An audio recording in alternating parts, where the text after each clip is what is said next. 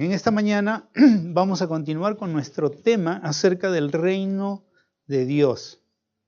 Acerca del reino de Dios. Y hemos estado estudiando este tema. No sé hasta cuándo lo vamos a estudiar, pero a la luz de lo que voy estudiando, meditando, veo que es un tema que nos va a tomar bastantes domingos. Hemos dicho que un reino es ¿qué? Es el gobierno. Reino habla de gobierno. Entonces un reino es el gobierno de un rey. Para que un rey pueda gobernar, tiene que tener un territorio. No se puede ser rey o gobernar sin tener un territorio. Y además no se puede gobernar no solo si no se tiene un territorio, sino si no se tiene ciudadanos. No se puede gobernar sobre un desierto, ¿no? Tener la tierra, tener la propiedad, pero no tener ciudadanos. Entonces, un reino o el reino es el gobierno de Dios sobre un territorio y sobre sus ciudadanos. Este es el concepto que aparece en la Escritura acerca de Dios desde el principio. Cuando Dios crea, en primer lugar, crea los cielos, el reino invisible. Y luego Dios revela en su palabra que en su voluntad soberana Él quiso también crear un reino visible. Y por eso Génesis capítulo 1 nos habla de la creación. Dios creando también la tierra. No solamente el reino invisible, sino la tierra. Entonces, la tierra es la extensión del reino invisible de Dios. Todo el mundo que Dios creó, todo lo que está encerrado dentro de la creación visible, es la extensión del reino de Dios sobre este planeta llamado Tierra. Ahora, la semana pasada vimos acerca de las características de un rey. Cómo las características en el contexto histórico, a través de los tiempos, nos revelan que Dios es un rey. Y Él es un rey porque así como el hombre ha querido gobernar y desea gobernar a través de la historia, Dios nos manifiesta en su palabra que Él también creó un reino, el reino invisible primero y luego el reino visible para gobernar sobre él. No es como muchos piensan, que Dios creó el mundo y lo dejó allí, ¿no? Hay gente que piensa que Dios creó este mundo y lo dejó allí, ¿no? Como que se olvidó, ¿no? Lo creó y se fue a otra parte a hacer otras cosas y se olvidó de lo que había creado. No, el Señor dice en su palabra desde el principio, en Génesis capítulo 1, versículos 26 al 28, que el Señor creó al hombre de su imagen y semejanza. Dios quería tener comunión con su creación, con sus criaturas. Y por eso le puso imagen y semejanza, le puso su espíritu.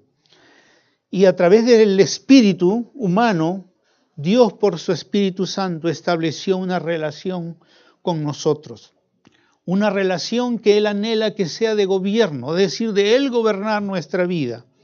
Porque a través de ese gobierno nosotros podremos cumplir el propósito de Dios para el cual fuimos creados en esta tierra. Sin esa relación, sin esa comunión, nuestra vida no tiene propósito. Siempre nos vamos a sentir vacíos.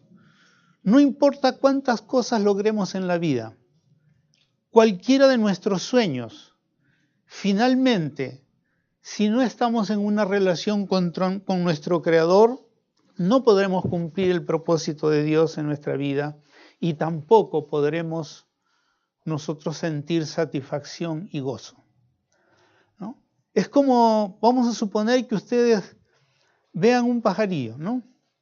Y que ese pajarillo esté allí, ¿no? Bueno, vamos a decir como esta planta, que está allí, pero no tiene vida, ¿no? Cuando uno va a la selva, encuentra unas plantitas que usted las toca y se cierran, ¿no? Luego una vez que las deje tocar, otra vez se abren. tienen vida. Hay vida en ellas. Eso no tiene vida. No cumple el propósito de Dios. Cumple un propósito de adorno, pero no tiene vida. No tiene vida en sí mismo, ni puede dar vida a otros. No pueden venir otros para poder tomar de esto y si es un fruto, comer de ese fruto. No cumple el propósito, está muerto. Así es la vida del ser humano sin una relación con el Señor. No tiene vida, está muerto y por eso se va a sentir vacío. No importa qué haga, no importa qué logre en la vida, siempre se sentirá vacío. Entonces, por eso es que debemos entender que Dios quiere gobernar nuestra vida por medio de una relación de su Espíritu Santo con nuestro espíritu y a través de la palabra que Él ha revelado. Él nos ha dejado su palabra para que podamos saber quién es Él y cómo podemos vivir en una relación de armonía con Él y de armonía con todo lo que Él ha creado. Entonces Él es el Rey. Hemos visto que los hombres a través de la historia han buscado ser reyes. Y eso nos habla o nos ayuda a entender qué es un rey. Y vimos la semana pasada, entonces, que un rey es alguien que gobierna, es alguien que tiene un territorio, es alguien que tiene ciudadanos. Pero también era un soberano, era una persona que mandaba y hacía lo que le placía sobre su territorio y sobre sus ciudadanos. Un rey era la figura central de un reino. Sin un rey no era reino, porque él es la figura. Tiene que haber un rey para que haga un reino. Y también vimos que un rey, en forma indirecta, y hoy lo vamos a ver en forma directa, un rey es un señor. Un rey es el dueño, es el propietario, es el amo absoluto de todo su reino, de todo lo que hay en su reino.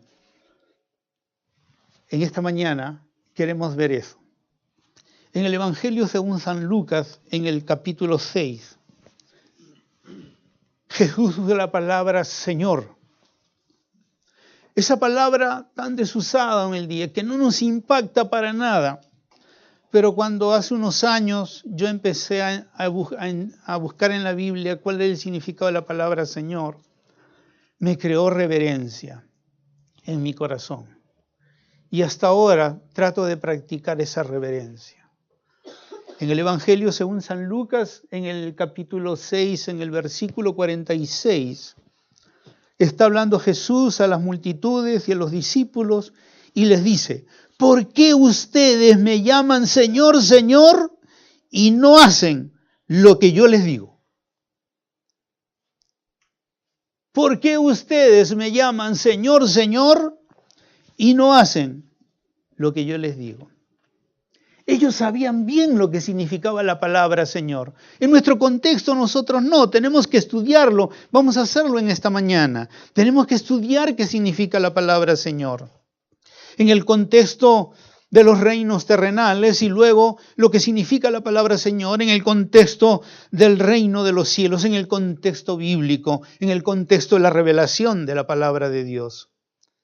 Pero ellos sabían muy bien qué significaba la palabra Señor, vivían en ese contexto de vivencia de lo que era un Señor, pero sin embargo ellos no hacían lo que el Señor les decía. Si alguien no hace en el contexto en que esta palabra se usó, si alguien llamaba a alguien Señor y no hacía lo que decía, realmente no era su Señor, porque era incompatible decirle a alguien Señor y no obedecerle. No podía hacer eso. O era Señor y se le obedecía, o no era Señor y simplemente no se le obedecía. No había entonces una compatibilidad en decir a alguien Señor y no obedecerle. En el Evangelio según San Mateo, en el capítulo 7, en el versículo 21, Jesús le dice a las personas que están oyéndolo, a las multitudes que se reunían alrededor de él, en Mateo 7:21 le dice: no todo el que me dice, no todo el que me dice, Señor, Señor, entrará en el reino de los cielos. Y esto sí ya es algo que nos desubica aún a los cristianos. Porque dice que aunque usted y yo le digamos a él Señor, dice, no entraremos en el reino de los cielos si es que no hacemos la voluntad de él. Y esto es una verdad que en la iglesia del Señor se ha olvidado. Nosotros creemos que por venir a la iglesia, hacer un servicio, orar, leer la Biblia, profetizar, hablar en lenguas, etcétera, etcétera, ya entraremos en el reino de los cielos. Y aquí el Señor dice que no todo el que me diga Señor, Señor, entrará en el reino de los cielos, sino el que hace. O sea, que uno puede estar en la iglesia y si no está haciendo la voluntad de Él como Señor, no entrará en el reino de los cielos. No es salvo. Aunque sirva, sea pastor, apóstol, profeta, lo que sea, que esté haciendo para Dios, si no le rinde, si no lo reconoce como Señor, no entrará en el reino de los cielos. No importa qué haga. No importa qué haga. Si no hace la voluntad de mi Padre. Vamos a estudiar eso al final. El título Señor en el contexto del reino, de los reinos terrenales era y es, porque ese concepto sigue vigente si nosotros queremos aplicarlo para nosotros en el día de hoy, porque si tú y yo queremos saber qué es ser Señor, no podemos sacarlo del contexto nuestro. Para que nosotros podamos entender qué significa la palabra del Señor, porque nosotros, para poder entrar al reino de los cielos, necesitamos reconocer a Jesucristo como Señor. Y algo curioso, hermano, yo me quedé sorprendido cuando empecé a estudiar este tema, de que más de 200 veces se usa la palabra Señor en el Nuevo Testamento. Y para Salvador, contadas con nuestras manos. Yo dije, pero Señor, nosotros siempre te hemos predicado a ti como Salvador. Pero aparece menos veces que nuestras manos. Y es más, el apóstol San Pablo dice que todo aquel que invocare el nombre primero del Señor, o lo reconozca como Señor primero, entonces, después de reconocerlo como Señor, será salvo. Miren el orden de Dios. Nosotros hemos predicado al contrario. Le hemos dicho, sé salvo, y después que Jesucristo sea tu Señor. No, en la Biblia es al revés. Por eso es tan importante estudiar la palabra Señor. En el contexto de los reinos terrenales, o sea, ya cuando nosotros en la Biblia o en el tiempo de Jesús, para llamarle a Jesús Señor, ya había un contexto de los reinos terrenales, y en ese contexto del reino terrenal, un verdadero rey era un Señor. No podía ser alguien rey y no ser Señor. El que era rey era Señor. ¿Por qué? Porque Señor quería decir el que poseía propiedades, el que era dueño. Y por supuesto, si alguien era rey, tenía un territorio. No solamente era un territorio, era su propiedad. Y por eso, por ser propietario, se le llamaba en la antigüedad a alguien Señor. Es decir, el que no tenía propiedad no era Señor. Los reyes poseían un territorio y sobre ese territorio que poseían, del cual era su propiedad, entonces gobernaban. Entonces, el poseer literalmente poseer un dominio, tener un dominio, poseer un territorio, era ser un señor. O sea que ninguno de ustedes son señores, ni señoras, a menos que tengan propiedades. Somos puros plebeyos. No tenemos propiedades. Si estuviéramos viviendo en el contexto antiguo y no tuviéramos propiedades de terrenos, de grandes terrenos y no fuéramos dueños de ellos, entonces solo seríamos plebeyos, empleados de los reyes, de los que sí eran propietarios. Poseer o un rey que tenía propiedades sobre las cuales reinaba, tenía dominio, miren, tenía dominio de esa propiedad, todas las montañas que habían en esa propiedad, todos los valles que habían en esa propiedad, todos los bosques que habían en esa propiedad, todos los ríos que habían en esa propiedad, todo ganado, todo animal que hubiera. Es como, vamos a suponer, ¿no? Para hacerlo más ilustrativo, usted se va a la selva, llega al departamento de San Martín, llega allí a su capital, ¿no? O alguna de sus ciudades como Tarapoto, una de las ciudades más grandes y más comerciales. Y usted de que llega en el avión no va descendiendo y usted verá grandes bosques y ver ríos. Y apenas se acerca, cuando usted está allí y visita, usted se da cuenta que hay animales, que hay ríos, que hay montañas, que hay bosques, que hay serpientes. Hay toda clase de animales. Hay personas que viven allí. Y cuando una persona era un señor, era el dueño de todo eso. No solo era el dueño de su propiedad, era el dueño de los minerales, de las piedras preciosas, del oro y la plata que hubiera dentro de su territorio. Aunque usted y yo viviéramos ahí, nosotros no éramos los dueños, Él era el dueño, el Señor era el dueño de los minerales que extraíamos, de la madera que sacáramos, de todo lo que trabajáramos, de todo lo que hiciéramos, Él era el dueño de todo. Eso era ser un señor. Era el propietario de todo, de la gente, de las casas que habían allí. Era el soberano de todo. Él tenía todo lo que había en su territorio como su propiedad. Personas, o mejor dicho, incluyendo las personas. Ese es un concepto tremendo entonces de ser un señor, ¿no es cierto? Es un concepto tremendo porque era el dueño de todo. Las personas eran su propiedad. Eso era ser un rey y ser un señor. Entonces, de esa verdad hay dos implicaciones.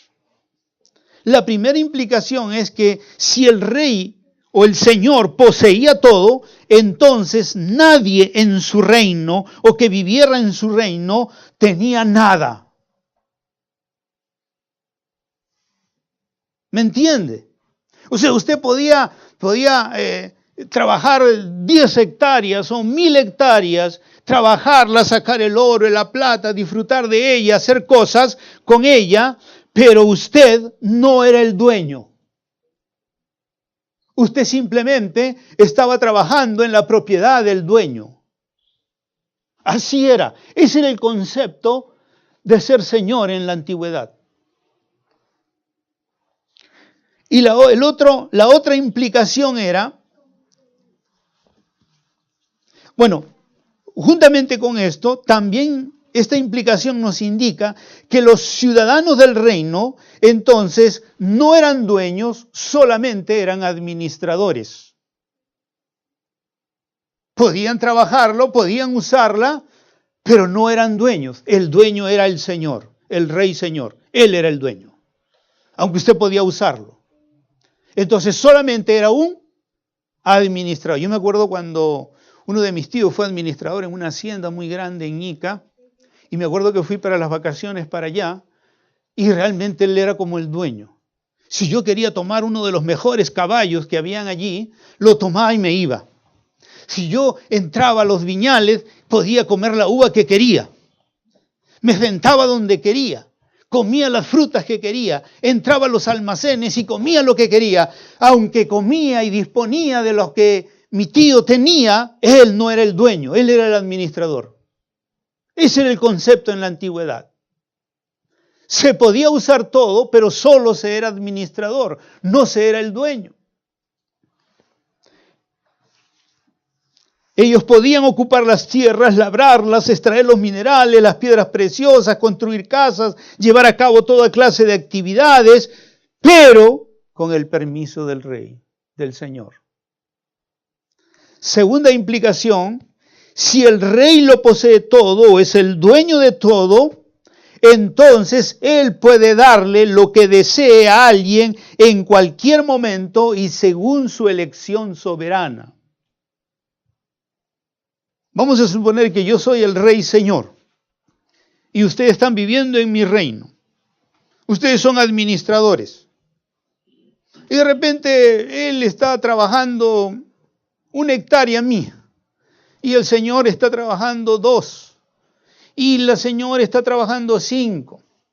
Y el señor y la señora apenas tienen, se le ha dado en mi reino, le he dado, vamos a decir, unos 500 metros cuadrados, apenas para su casa, su jardincito, cultivar algunas cositas, tener una huertita, etc.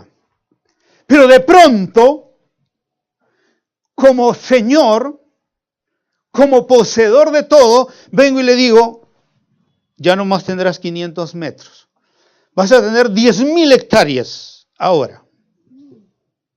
Y se acabó. Y de la noche a la mañana, este administrador venía a ser el poseedor de muchísima riqueza dentro del reino. Porque ser señor era darle a quien quería, cuando él quería, y esa era su potestad. Así es en el reino de los cielos.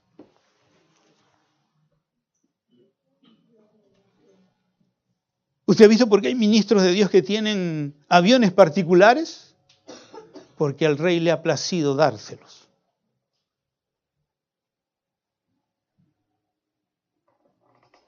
¿Ustedes saben por qué hay iglesia de 200.000, de 1 millón de miembros? Porque el Señor le ha placido darle eso a sus siervos. Porque Él es el Señor. Y Él dispone de todo lo que tiene. Y cuando quiere. Así que si mañana quiere, de la noche a la mañana, Dios le puede dar una casa, un auto, lo que usted necesite. Si lo necesita para su reino. Porque si usted no quiere para otra cosa, tendrá que ganárselo con el sudor de su frente. Pero si es la voluntad del reino, mañana el Señor le pone todo lo que usted quiera hacer para el reino de Él. Porque así es en un reino. ¿O usted cree que el Señor le daba a alguien, el señor rey, en el contexto histórico, para alguien que quería por ahí robarle, sacarle la vuelta, como se dice? No, a ellos no les daba nada. Pero soberanamente, un rey podía darle como dueño y propietario a alguien lo que él quisiera y cuando él quisiera. Y no tenía que rendir cuenta a nadie. Por eso que no tenemos de envidia. Si mañana el hermano Jorge viene con una 4x4 de la mejor marca, de esas que valen 100 millones o un auto de ese tipo, usted ni lo envidie. Porque al rey le ha placido, porque hasta donde yo sé, el hermano no tiene más que zapatos para irse a su trabajo.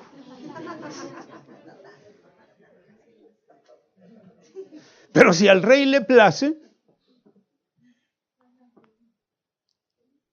no, cuando yo era niño vivía en un lugar que no era más grande que esta pieza. Sala, comedor, cocina, baño, todo era.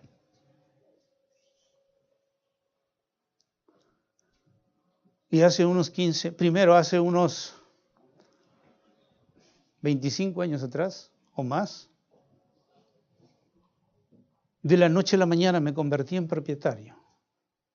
Me regalaron un departamento. Después de unos años, era un apartamento de 85 metros cuadrados, 3 dormitorios, sala, comedor aparte, cocina, etc. Yo no hice nada para ganarlo. De la noche a la mañana el rey me dijo, te voy a dar un departamento. Y me lo dio, gratis, completamente gratis. No tuve que pagar nada, ni inicial, ni nada, solo dar las gracias. Teniendo ese departamento, unos años después, el rey me llevó a vivir a una casa de 300 metros cuadrados. Aquí a unas cuadras, en el costado de la Cámara de Comercio. Y ahí viví por 10 años, sin pagar nada, nada, absolutamente nada. Nunca pagué un sol por esa casa, de 300 metros cuadrados. Y yo me acuerdo cuando recién llegamos a la casa, y la cocina estaba en el primer piso, había un segundo piso y una azotea.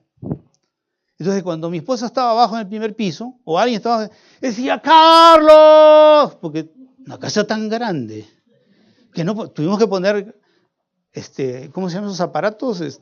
Intercomunicadores en toda la casa, porque ya estábamos cansados, estábamos roncos de tanto gritar cuando queríamos comunicarnos.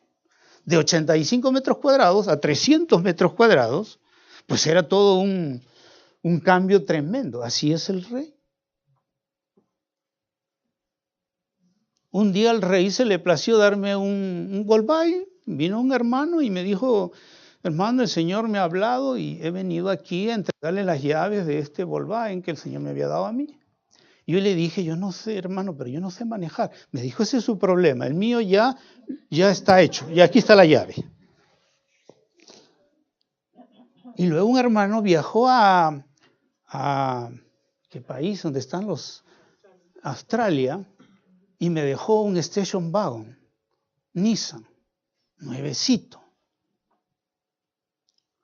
Y de Volkswagen pasé a un station, más cómodo. Y me acuerdo que mis hijas decían, papá, cuando vayas a un lugar que no sea tan bien, llévate el Volkswagen.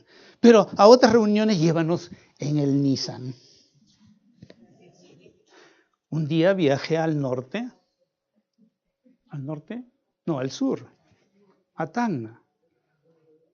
Y un hermano se enamoró de la palabra del Señor y de la enseñanza de la palabra. Y me dijo, pastor, le voy a regalar una 4x4. Y yo mismo se la voy a llevar a su casa. Y así fue. Después de regresar mi viaje, un día me tocan la puerta del aire con una 4x4. Tenía 3 carros. Como felizmente esa casa era grande y había varias cocheras, entonces ni problema, tenía 3 carros. Volkswagen, Nissan, 4x4. Cuando al rey le place, él se lo da a quien quiere, no tienes que tener crédito, no tienes que tener dinero en el banco, él de la noche a la mañana hace lo que él quiere en su propiedad y con sus ciudadanos. De eso estamos hablando. Ahora, este título entonces y sus implicaciones son aplicables con mayor validez en el reino de los cielos. En segundo lugar, el título Señor en el contexto del reino de los cielos. Cuando uno va al Antiguo Testamento, al libro de Génesis, al capítulo 15, al versículo 2, aparece por primera vez el título para Dios de Señor. Señor. Génesis 15, 2. Aparece por primera vez el título de Señor. ¿Con qué palabra hebrea? La palabra hebrea Adonai. Este es uno de los nombres de Dios, de los 17 nombres de Dios que aparecen en el Antiguo Testamento. Allí está Abraham. Dios le había hecho grandes promesas a Abraham y el Señor le dice, yo seré tu escudo. Le dice el Señor a Abraham, yo voy a ser tu escudo. Te voy a hacer grande. Porque Él es el Señor. Él puede hacer de quien quiere y aquí puede convertir a un esclavo en multimillonario. Eso es lo que hizo con Israel. Lo sacó de 400 años de esclavitud en Egipto y los hizo millonarios porque les dio toda una tierra. Toda la tierra que tienen ahorita, gratis. Y que es una tierra maravillosa, maravillosa. Los racimos son así. No he visto aquí en el Perú racimos de ese tamaño. Proveen fruta y vegetales a toda Europa. Por eso que cuidan tanto a Israel. Usted nunca se ha preguntado por qué todos tienen que cuidar a Israel y lo cuidan y están ahí. Se mete Estados Unidos, se mete otro país y otra nación y los protegen. ¿Por qué? Porque dependen de ellos. Dependen de ellos. Es una tierra que fluye leche y miel, como dice el Señor en su palabra. Y entonces ahí está el Señor hablándole a Abraham, diciéndole: yo voy a hacerte escudo, te voy a hacer grande, poderoso en la tierra. Y Abraham le dice: Señor, si yo no tengo ni siquiera un hijo. Ni siquiera un hijo. Y este siervo que tengo, que se llama Eliezer, me va a heredar todo. Dice: no, no, le dice el Señor. Y dice la Biblia que lo saca a Abraham afuera y le dice: mira las estrellas del cielo. Así será tu descendencia. Porque Él es el Señor. Él es el Adonai. Él es el dueño de los cielos y la tierra. El Salmo 24 o el Salmo 115 dice: bendito sea el Señor. Bendito sea Adonai, que hizo los cielos y la tierra. Los cielos son los cielos de Adonai, pero la tierra la ha dado, Adonai la ha dado a los hijos de los hombres. Adonai es el creador. Él es el propietario de todo lo que existe en este universo. Adonai es ser amo, ser dueño, ser propietario. El Señor, por crear los cielos y la tierra, es el amo, el dueño, el propietario de todo lo que vemos, de todo lo que existe.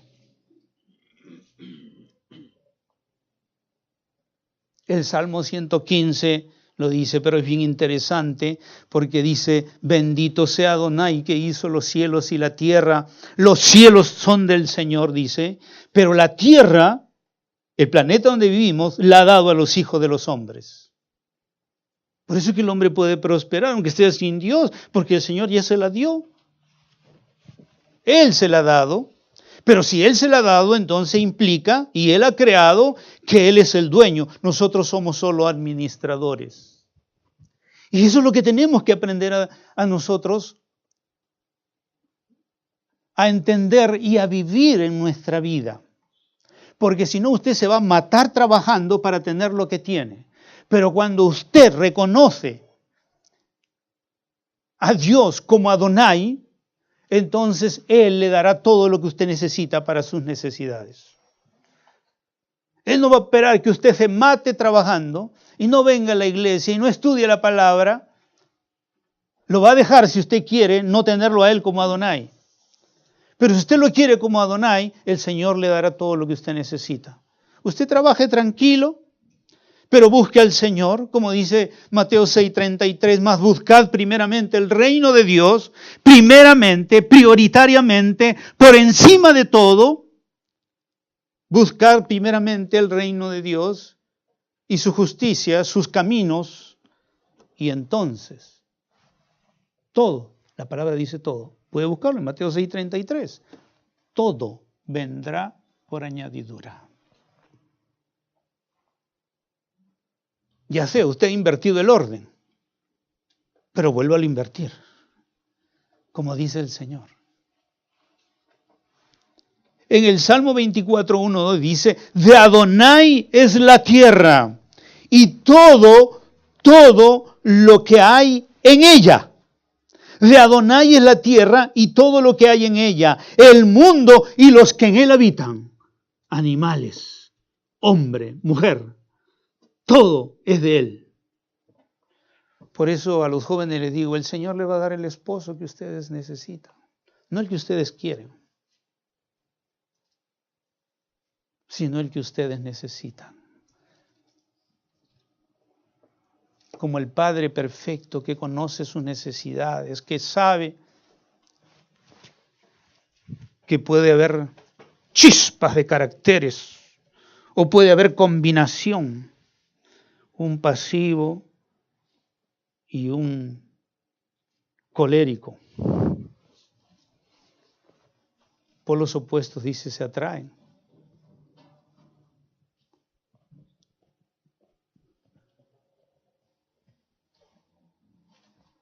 Dios sabe lo que tú necesitas. No te preocupes.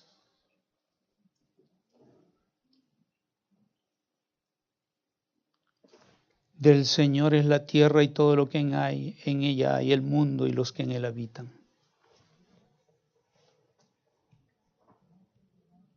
Los que en él, habla de las personas.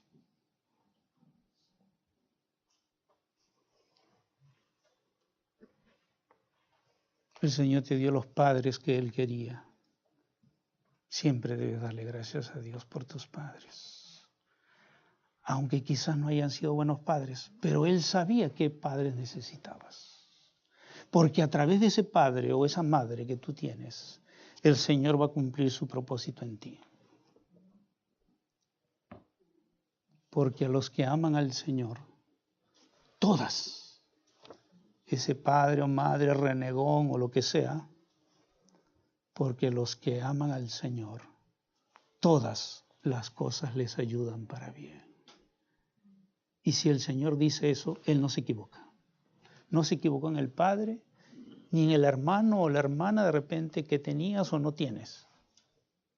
Él no se equivocó en nada. ¿Qué significa amo a Adonai? ¿Qué significa Adonai? Significa amo, propietario, dueño. Significa o indica una relación. Para que alguien sea amo, no solo de las cosas, sino de las personas. Eso indica una relación. No puede haber un amo si no hay un servidor. Habla de relación. Entonces, Señor indica una relación. Adonai significa que tú eres su total y exclusiva posesión. ¿Escuchaste bien? Adonai significa Señor, significa que tú eres su total y exclusiva posesión. No huyas de él como Jonás, porque te va vomitado, pelado, te va a volver a traer donde él quiere que estés. Porque tú eres su total posesión. Así que te conviene no ser desobediente. Si no eres desobediente, te libras de muchas aflicciones. Si eres desobediente, el Señor te va a meter en la boca de un gran pez, de algo muy grande, donde tú te veas entre la vida y la muerte.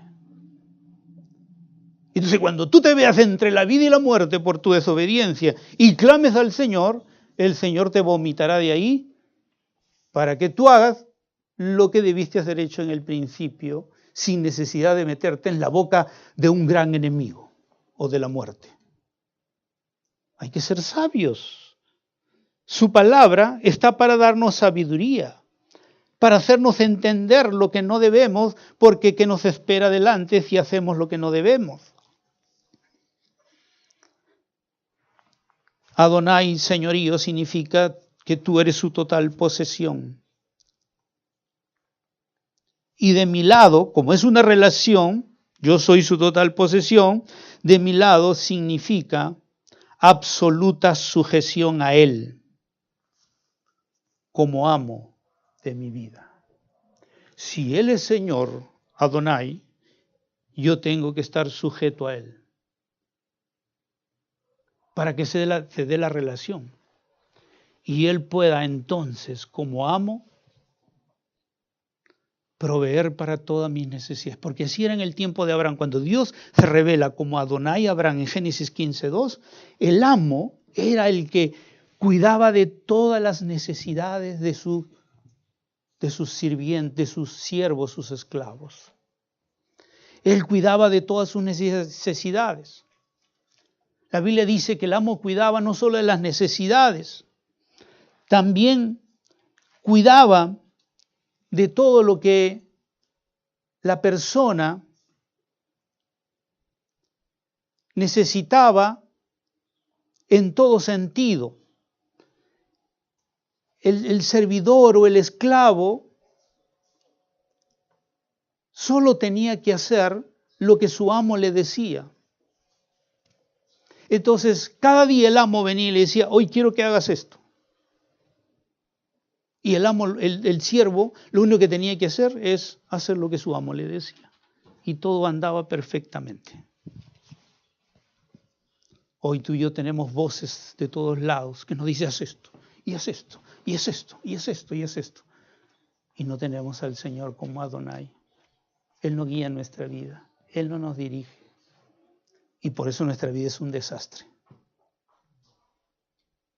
Vivimos solos, amargados, echándole la culpa a la gente. Y empezamos a hacer lo que nos da la gana, pensando que eso es la solución. Y no es ninguna solución.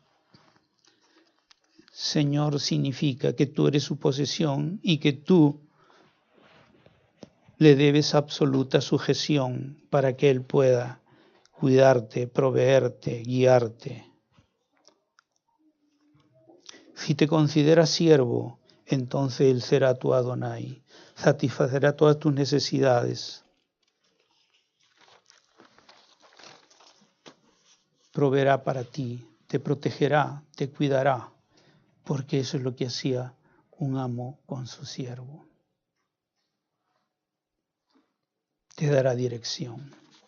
La Biblia dice en Éxodo 12 que el Señor le dijo a Abraham y a su descendencia, le dijo, ustedes, cuando tengan un esclavo en su tierra, ustedes le van a dar a ese esclavo.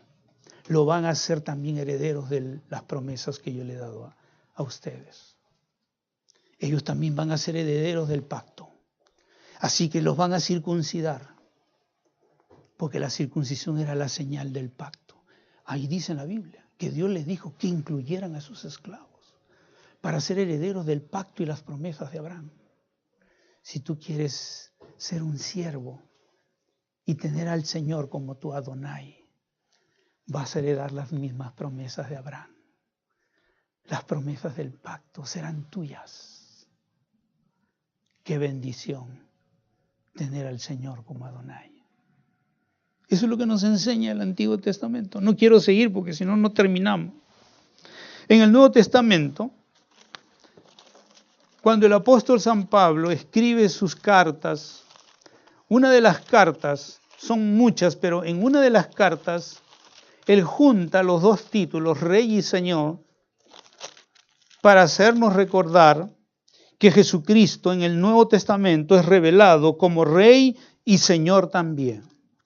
En 1 Timoteo 6:13, el apóstol San Pablo le dice a Timoteo, te mando delante de Dios, que da vida a todas las cosas, y de Cristo Jesús, que guardes el mandamiento de nuestro Señor Jesucristo. Él se manifestará a su debido tiempo.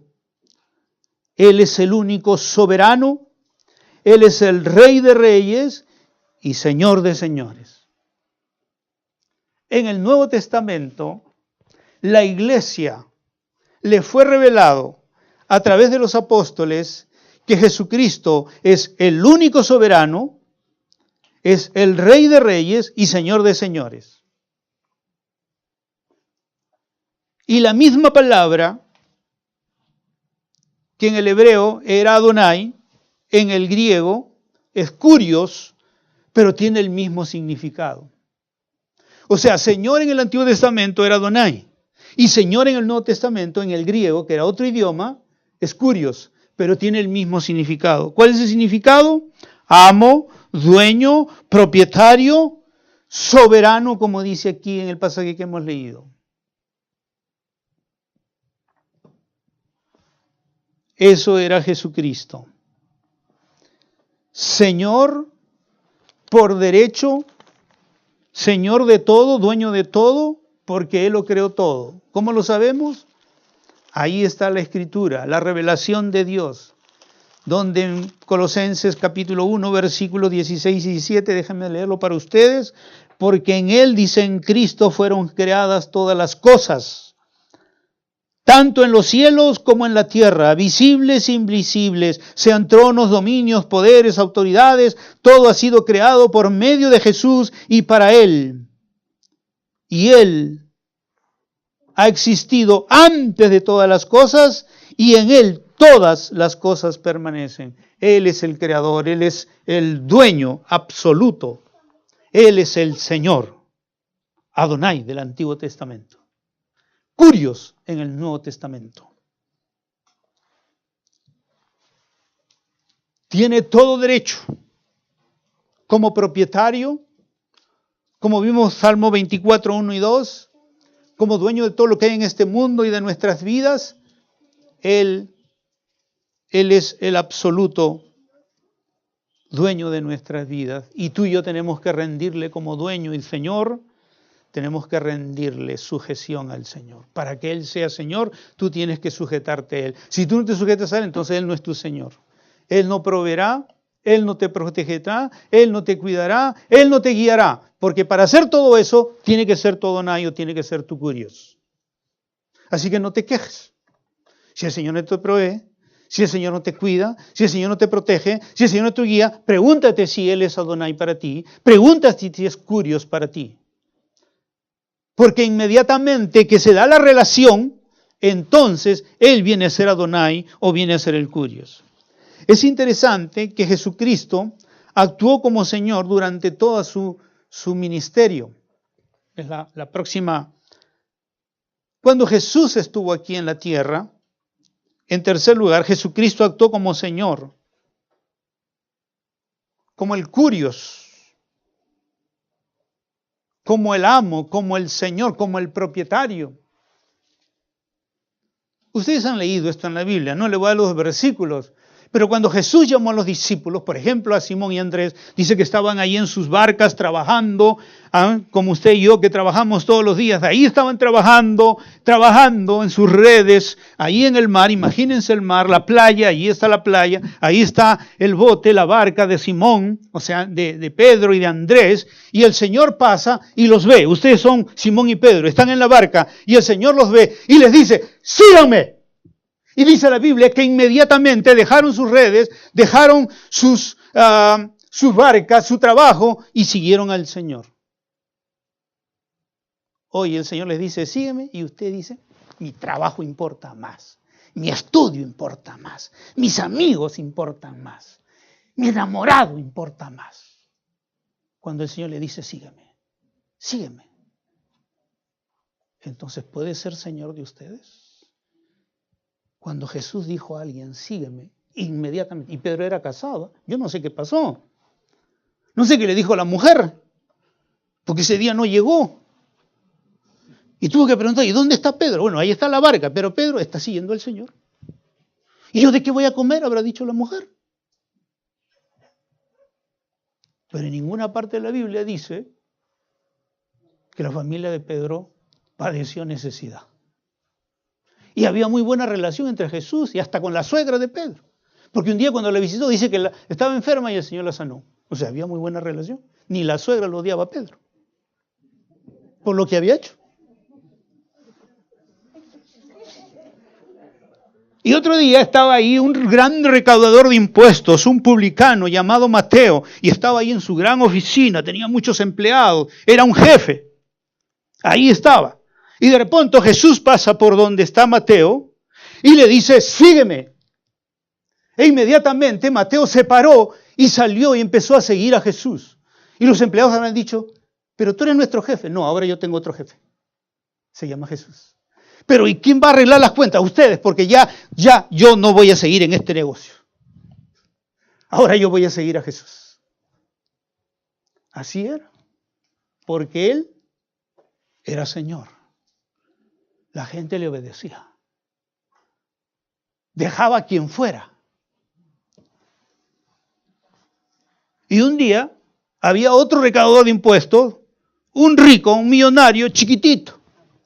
Y dice la Biblia que un día supo que iba a ir al lugar donde él vivía, Jericó. Y entonces, como él quería conocer a Jesús por las grandes cosas que había escuchado, dice la Biblia que él se subió a un lugar alto, a un árbol alto, y dijo, por aquí va a pasar Jesús, de todas maneras. Así que lo voy a ver quién es este hombre. Y entonces venía Jesús, empezó a llegar Jesús por donde estaba Zaqueo, y justo cuando llega donde está Zaqueo, se para Jesús, se para toda la multitud que le seguía, y mira hacia arriba y le dice, Zaqueo, hoy voy a estar en tu casa. Y dice la Biblia que inmediatamente Zaqueo bajó y fue a su casa y le dijo, mujer, arregla la casa, el mejor pollo, la mejor comida, viene Jesús. ¿Y quién lo ha invitado? Nadie, dice, pero él dice que va a venir a nuestra casa. Jesús era Señor. Y cuando él da una orden, nadie decía, ¿y quién te invitó? Hoy día hay que pedirle a la gente permiso. Hermano, voy a ir a su casa. ¿Sabe qué, pastor? No voy a estar.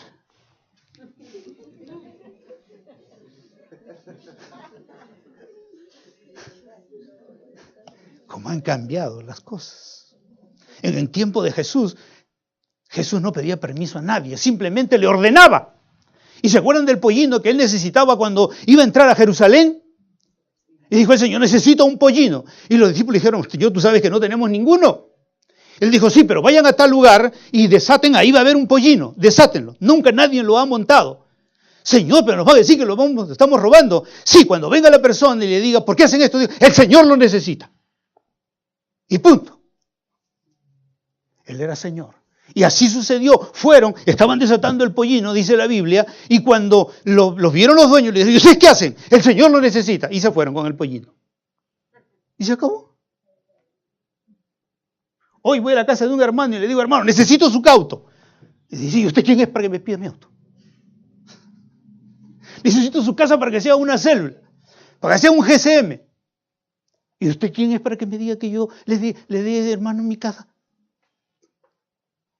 Por eso es que no tenemos al Señor como curios. Y Él no es nuestro proveedor, Él no es nuestro protector, porque no estamos viviendo en el reino y no estamos considerando a Jesucristo como Señor. Por eso no hay provisión, por eso no hay protección, por eso no hay guía en nuestra vida, porque no hemos entendido quién es Jesucristo. Cuando lo entendamos, entonces, igual como Zaqueo, la salvación llegará a su casa. Porque dice la Biblia que Jesús dijo, la salvación ha llegado a tu casa. Es decir, se convirtió la madre, el padre, los 6 hijos, la esposa, etcétera, etcétera. Estamos fallando. ¿Y se acuerdan del joven rico?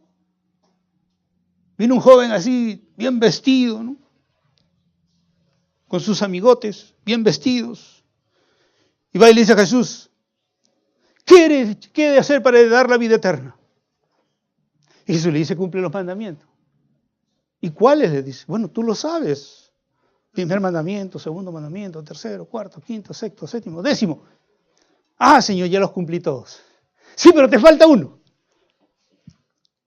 Te falta uno. Vende todo lo que tienes. Era un joven rico. Vende todo lo que tiene, dalo a los pobres y sígueme. La Biblia dice que el muchacho se volteó y no siguió a Jesús. ¿Saben por qué? Había cumplido los 10 mandamientos. Pero ¿saben por qué no siguió a Jesús? Porque él creía que porque era rico era el dueño de todo. Por eso no siguió a Jesús. Él creía que todo lo que tenía era de él, yo lo he logrado, es mi herencia, me pertenece, yo soy el dueño de mi terreno, soy el dueño de mis cuentas bancarias, soy el dueño de mis carros, todo lo que tengo es mío, me pertenece, yo soy el dueño. Por eso se fue y no siguió a Jesús. Todo el que se considere dueño de lo que tiene no va a poder seguir a Jesús. Usted tiene que considerarse no dueño, sino administrador. Cuando usted se considera administrador, se acabaron mucho de las ansiedades. Yo le dije que tenía 3 carros. Ninguno de los 3 los tengo. El Señor hizo lo que Él quiso. ¿Verdad? Los que me conocen. El Señor se llevó a los 3. Primero fue la 4x4. No, primero fue el Nissan, después fue el Volkswagen y después la 4x4. Y me afligí, dije, uy, ya no tengo carro. ¿Qué van a pensar de mí? Después de 3, ninguno. A pata. No, dije, Señor, tú eres el dueño. Y pan, me cayó un Kia. Grandazo. Donde entran más que en la 4x4. Bueno, no está tan nuevo. Yo le estoy diciendo, Señor, manda uno nuevo, porque ya tengo problemas con el mecánico, con este carro, y yo no quiero desperdiciar el tiempo en estas cosas vanas, que me sirven, pero son vanas. No hay problema, no me angustié. Puse la denuncia, robaron el carro, robaron la 4x4, y me olvidé del asunto. Pero si yo hubiera sido el dueño, hubiera estado desesperado, angustiado, perdí mi carro. Uy, ¿ahora qué voy a hacer? ¿Cómo me voy a conducir? Nada. Cuando uno no es dueño, perdí el departamento que el Señor me renueva. No lo perdí. Simplemente ya no lo tengo. Y no estoy desesperado. Uy, ¿qué va a pasar? ¿Qué va a pasar? Ya no tengo un lugar donde vivir. No. ¿Por qué? Porque no soy dueño. No me considero dueño. Yo considero que Él es el dueño. Entonces, cuando pasa algo conmigo, entonces no siento que he perdido nada. Pero la gente y los creyentes se desesperan hoy día porque se consideran dueños y por eso no siguen a Jesús. Por eso no lo siguen al Señor como deben seguirle, como Señor de sus vidas. El uso del título Señor en el Imperio Romano. El uso del título Señor en el Imperio Romano. Cuando Jesús vino a este mundo, había un imperio que era el Imperio Romano. En ese imperio, a la palabra Señor tenía dos formas de usarse. La primera era usada para toda persona que era reyes o personas ricas. ¿Por qué? Porque los ricos tenían muchas propiedades. Y los reyes también. Entonces a ellos se les llamaba señores. Pero además de eso, en la época del Imperio Romano, una persona era señor cuando además de tener propiedades tenía esclavos. Entonces tenía que tener propiedades y tenía que tener esclavos para llegar a ser un señor. Y en la época del Imperio Romano, muchas personas, o algunas personas, eran reyes o eran personas ricas que tenían propiedades y tenían esclavos. Ahora, miren ustedes. Pero estamos hablando del Imperio Romano, en el tiempo de Jesús.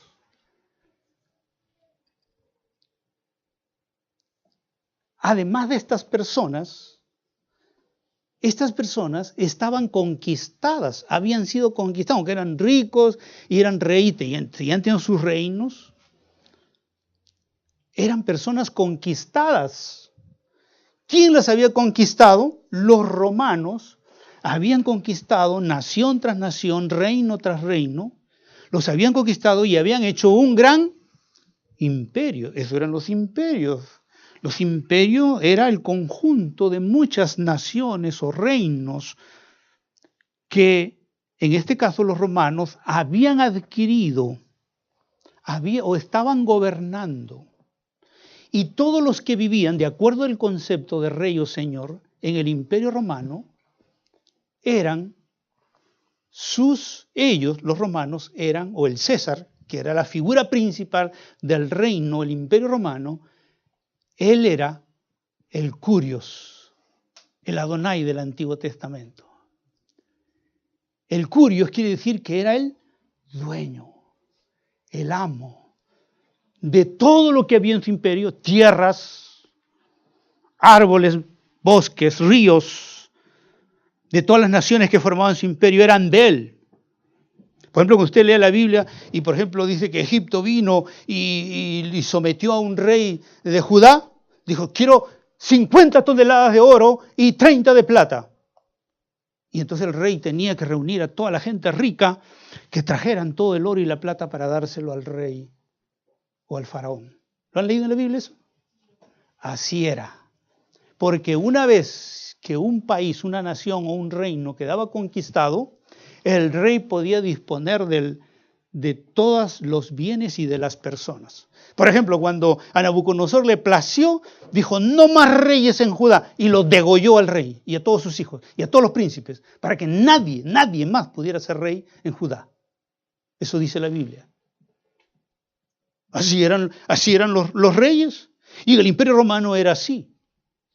Todos los que estaban conquistados eran sus esclavos. El César, que era la figura principal, era el amo.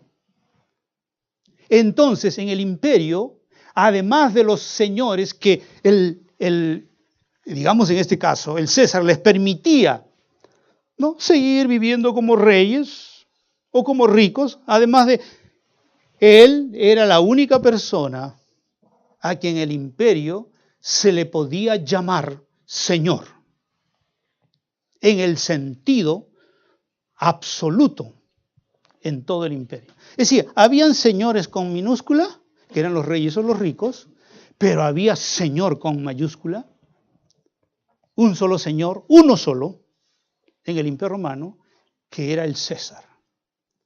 Era tan tremendo la palabra Señor en el Imperio Romano, que dice la Biblia, que cuando se circulaba una moneda, la moneda era de la cara del César, simbolizando de esta manera que era el dueño aún de la plata que la gente movía diariamente. Por eso aparecía ahí la moneda del César.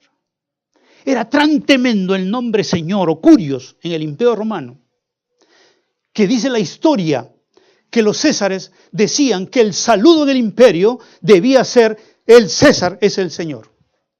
Así que todo ciudadano, todo el que estaba dentro del Imperio Romano, cuando se encontraba, por ejemplo, si yo me encontraba con Jorge, yo no podía decirle, hola hermano, ¿cómo estás? ¿No?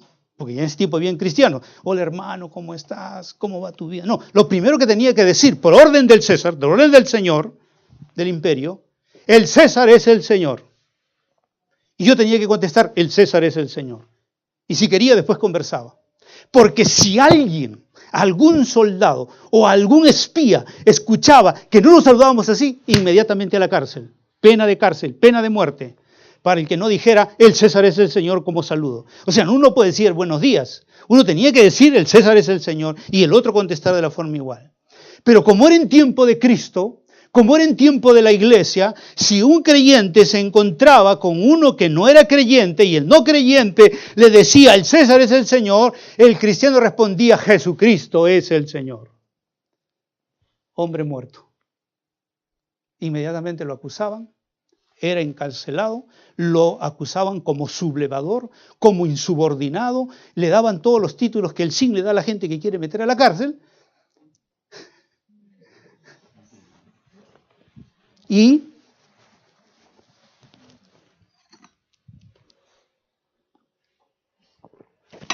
luego la historia dice que, por ejemplo, Nerón, una noche estaba así que no podía dormir, medio aburrido.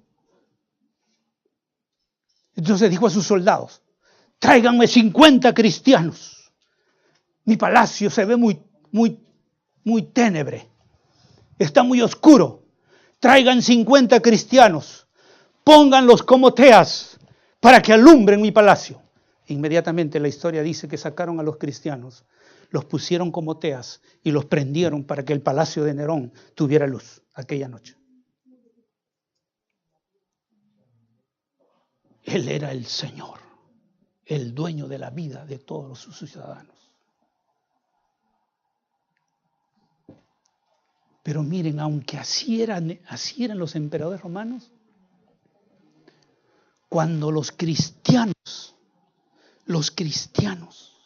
porque está en todas las cartas del apóstol Pablo, ¿no es cierto? En todas, Pablo dice, hay más de 200 veces en sus cartas, que Pablo dice, Jesucristo es el Señor. Ellos confesaron, a pesar de eso, a Jesucristo como Señor. Filipenses es el pasaje con el cual quiero terminar. Ya no alcanzar lo que falta. Son 6 puntos.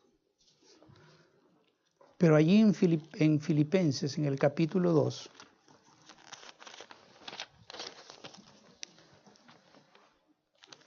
voy a centrarme básicamente en los versículos 9 y 10, del 9 al 11, cuando el apóstol San Pablo le escribe a la iglesia. Incluso la historia dice que esto era un himno, estos versículos eran un himno en la iglesia, así dice la historia cristiana. Es decir, que cada vez que se reunían, a pesar de que no se podía llamar a nadie, no se podía, decir a nadie se podía llamar Señor más que al César, dice que cuando se reunían los cristianos se cantaba este cántico. Y este cántico en el verso 9 al 11 dice: por lo cual Dios también lo exaltó hasta lo sumo. Está hablando de Jesucristo. Por lo cual Dios también lo exaltó hasta lo sumo y le confirió un nombre que es sobre todo nombre. Para que en el nombre de Jesús, no dice todavía el nombre, dice que lo ha exaltado hasta lo sumo, esto significa hasta lo más alto.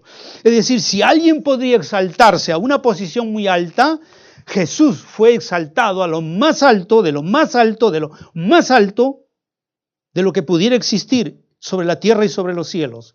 Dios el Padre lo exaltó a Jesús, pero no solamente lo exaltó a lo más alto, de lo más alto, de lo más alto, sino, dice, le confirió un nombre que es sobre todo nombre.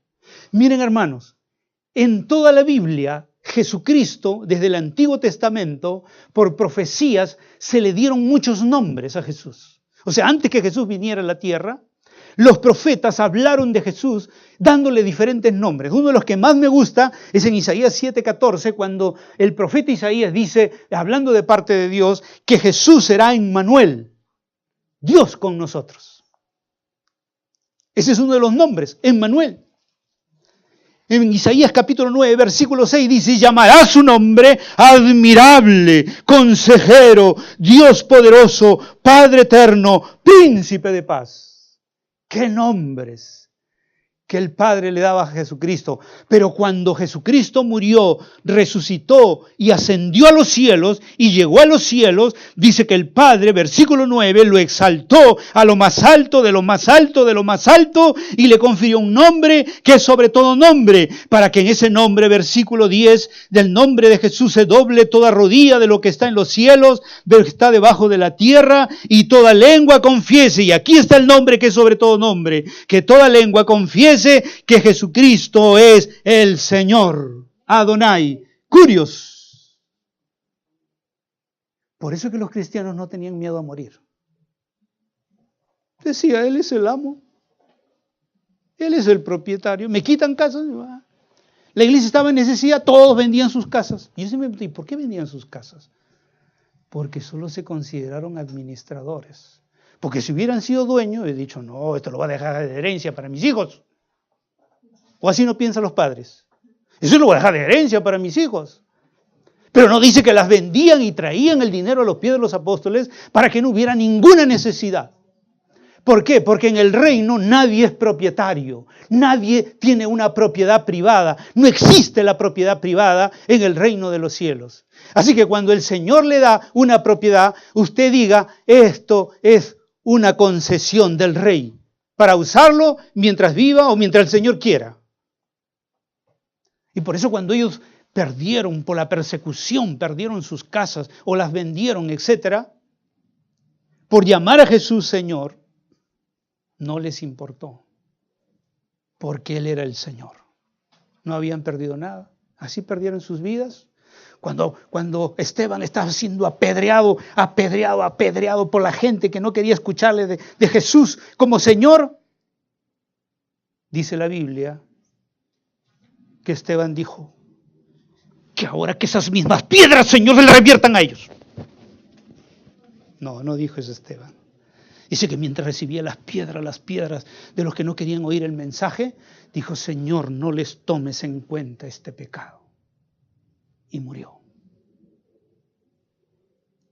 Cuando el apóstol San Pablo está y se reúne con los ancianos de Éfeso, les dice, en ninguna manera estimé mi vida como cosa preciosa. En ninguna manera estimé mi vida como cosa preciosa. Hoy, mi tiempo es mi cosa preciosa. Mis diversiones son lo precioso para mí. Hoy las cosas que yo tengo son preciosas para mí. No las puedo regalar a otras. No, o son mías. Y si no son mías, las quemo. No se las doy a nadie. Pero como en el Nuevo Testamento había la revelación de Jesucristo como Señor, no estimaban en nada precioso ni aun sus propias vidas. Y si no estimaban preciosas ni aun sus propias vidas, menos iban a tener como preciados sus cosas, sus bienes, sus propiedades. Hoy alguien viene a la iglesia y no lo saludan, ya se va. O sea, porque no lo saludan, ya se fue. O porque no le dan un ministerio, se va de la iglesia. Esas son sus cosas preciosas. ¡Qué diferencia! ¡Qué diferencia! ¿Es Jesucristo tu Señor? ¿No estimas ni tu vida preciosa, ni tus cosas? ¿No eres dueño de nada? Entonces Él será tu proveedor. Él suplirá tus necesidades. Él te protegerá. Él te cuidará y Él te guiará. Porque Él es el Señor de tu vida. No todo el que me dice Señor, Señor, entrará en el reino de los cielos. Ahora sí sabes qué significa Señor. El que no tiene en cuenta a Jesús como Señor, como la Biblia lo ha declarado y lo hemos oído en esta mañana. No todo el que me diga Señor, Señor, entrará en el reino de los cielos. Si no lo consideras hacia Jesús, no entrarás en el reino de los cielos. Ay, pero Señor, ahí está en Mateo, ¿no? Ay, pero Señor, mira, yo en tu nombre profeticé. Así dice. Y Señor, pero en tu nombre yo eché demonios.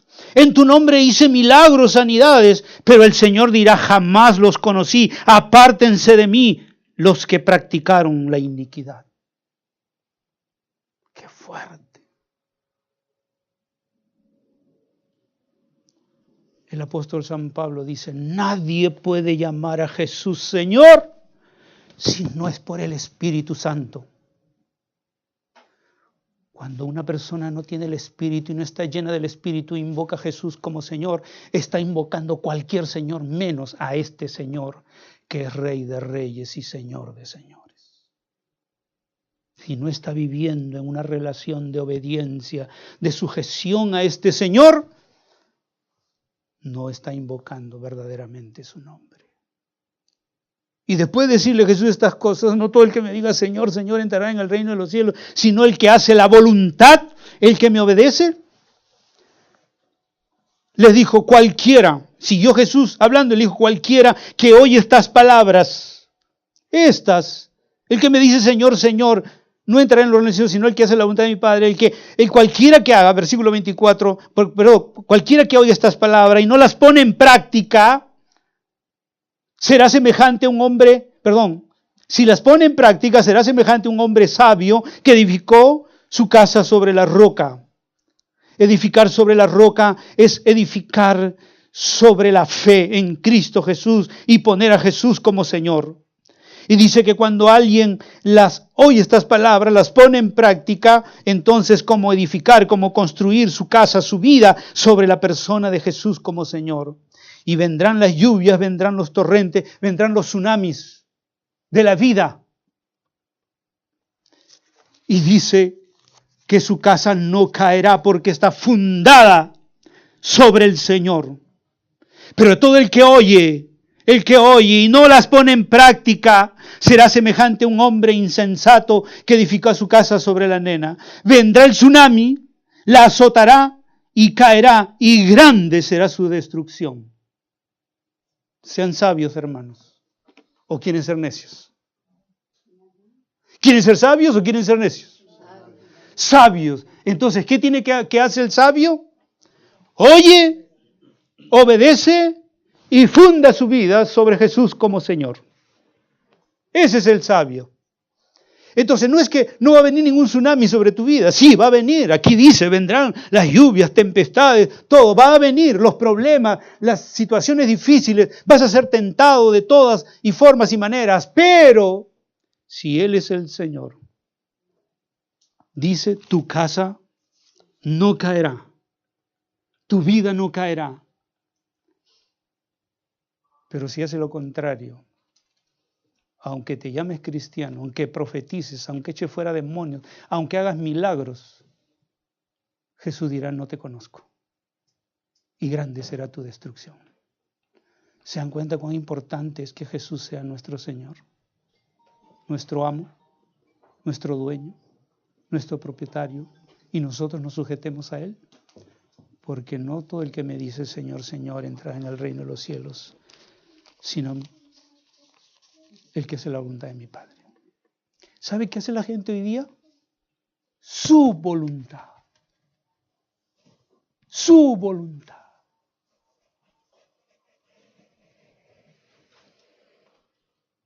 ¿Quién fue el primero que hizo su voluntad? Adán y Eva. Hicieron su voluntad. En el lenguaje criollo es, yo hago lo que a mí me da la gana. Cuando alguien no hace la voluntad, o está haciendo su voluntad y no la voluntad del Señor, y acá está la voluntad de Dios, por eso tienen que estudiarla de tapa a tapa. Aquí está. El que no quiere estudiar la Biblia, dice, no puede decirle Señor al Señor. No sabe ni qué privilegios, ni qué bendiciones, ni qué juicios y plagas le van a venir si hace lo que no debe hacer. No sabe nada. Es como un ciego, ¿ya? Así es el que no conoce la voluntad de Dios.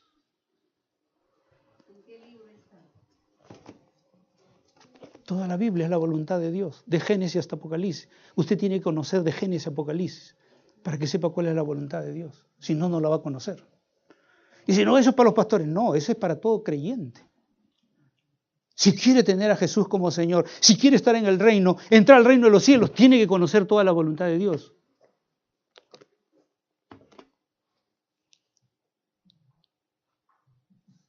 Si no hacemos la voluntad de Dios, este es el lado, hago la voluntad de Dios. El otro lado es, no hago la voluntad de Dios, yo hago lo que quiero, lo que a mí me da la gana. Yo dispongo mi tiempo como quiero, yo dispongo de mi plata como quiero, yo dispongo de mis relaciones como quiero, hago lo que quiero. No hago la voluntad de Dios. Pero Dios está levantando un pueblo que quiere hacer su voluntad. Ese es lo maravilloso. Que hay gente que está buscando al Señor primeramente, su reino y su justicia. Ellos están experimentando las bendiciones del reino, los privilegios, las pruebas también, pero no cae en nuestra casa. A los 19 años me convertí a Cristo. Joven, 19 años. He cumplido 59 en este mes. 59 menos 19, 40 años. Que lo digan mis hermanos que están aquí, de sangre, que lo digan los que me conocen, si un día dejé el reino de Dios. Nunca dejé el reino de Dios, nunca me aparté. Siempre seguí al Señor. Porque Él era el Señor de mi vida, lo seguí. ¿Me entienden? Sí hay un pueblo que está buscando el reino de Dios y su justicia. En todo lugar, en todas partes, sí hay. Hay gente. Sí nos llaman extremistas. ¿Cómo dicen algunos cuando ven un cristiano así consagrado al Señor? ¿Cómo le dicen? ¿Ustedes han escuchado? Fanático. ¿Qué más? Cucufato. Dice cucufato, decía demasiado, dice, demasiado. Y ya se pega mucho, dice, a las cosas de Dios. No todo el que me dice Señor, Señor, esos fríos, En Apocalipsis el Señor le dijo, los vomitaré de mi boca, los fríos. A eso los voy a vomitar. Pero el que busca el reino de Dios y su justicia, primeramente, todo vendrá por añadidura. ¿Quieres ser sabio o quieres ser insensato? ¿Quieres hacer la voluntad de Dios o quieres hacer lo que te da la gana? Tú escoges. Pero el que hace la voluntad de Dios dice, entrará al reino. No el que dice que levantó la mano y dijo, yo soy salvo. Sí, yo tengo la salvación. Puede recitar las 4 leyes espirituales, etcétera, etcétera. No. Dice que el que no hace la voluntad de Dios porque considera a Jesús como Señor, si no la hace como Señor, no entrará. Así que la pregunta es, ¿cuántos están en el reino de los cielos? Aquí. ¿Cuántos hacen la voluntad de Dios? En lo que han oído, en lo que han aprendido, en lo que saben. ¿Cuántos están haciendo la voluntad de Dios? Sí, pero yo profetizo. Jesús dice, no los conozco. Sí, pero yo he echado fuera demonios. Mire, pastor, los demonios se me han sujetado. Sí, pero no los conozco, dice el Señor. Sí, pero usted no sabe los milagros que el Señor ha hecho por mi mano, como igual como Moisés. Sí, pero yo no los conozco, dice el Señor. Porque no todo el que me dice Señor, Señor, aunque haga esto y no hace la voluntad de mi Padre, no entrará al reino de los cielos. Uy, me quedé sin congregación.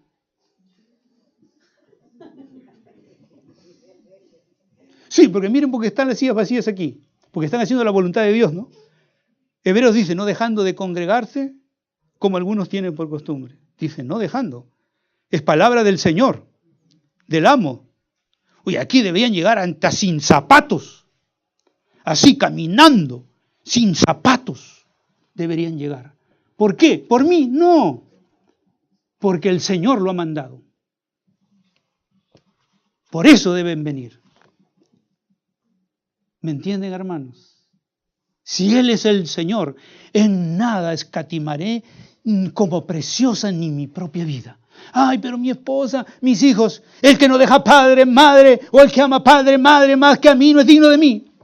Uy, pero Señor, mira, mi papá se murió. Deja que los muertos entierren a sus muertos. Mira cómo era Jesús. O sea que nunca había excusa. Y otro vino y le dijo, Señor, mira, yo te voy a seguir, pero antes déjame que me despidan mis amigos, reúna mi collera y me despida con ellos, Señor. Es decir, dijo, no, el que pone la mano en el arado no debe volver a mirar atrás. Así radical era Jesús. O me sigues o no me sigues. O me amas más que a todo o no me amas. No hay punto intermedio.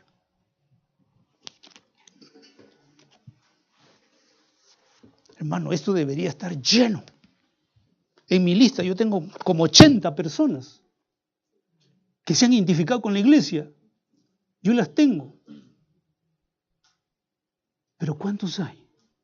Y eso que hay invitados esta mañana. ¿Es Jesús Señor o no es Señor? ¿Por qué me llamáis? Lucas, ¿no? 6:46. ¿Por qué me llamáis Señor, Señor, si no hacéis lo que les digo, lo que les mando? Entonces no me llamen Señor. Señor será tu chamán, tu brujo, tu enamorado, tu dinero, tu trabajo, tus estudios. Ese es tu Señor. Pero no me llames Señor a mí. Eso es lo que el Señor está diciendo. La buena noticia es que Jesús dijo en el Padre Nuestro, venga tu reino. Digan así, venga tu reino. Hágase tu voluntad, como yo quiero. No, hágase tu voluntad, como en el cielo, también en mi vida. Así oren, le dijo Jesús. Venga tu reino, buscan el reino. Señor, que se haga tu voluntad en mi vida, como se hace en el cielo. ¿Y cómo se hace en el cielo la voluntad de Dios? Todo el mundo obedece y se tapa el rostro para aún escuchar al Señor. Así dice Isaías capítulo 6, que los querubines, arcángeles, serafines se tapan el rostro para decirle, sí Señor, sí Señor. Aquí entramos a la iglesia así, como si fuéramos señores. No, hermanos. Tenemos que aprender a lo que es estar en el reino de Dios.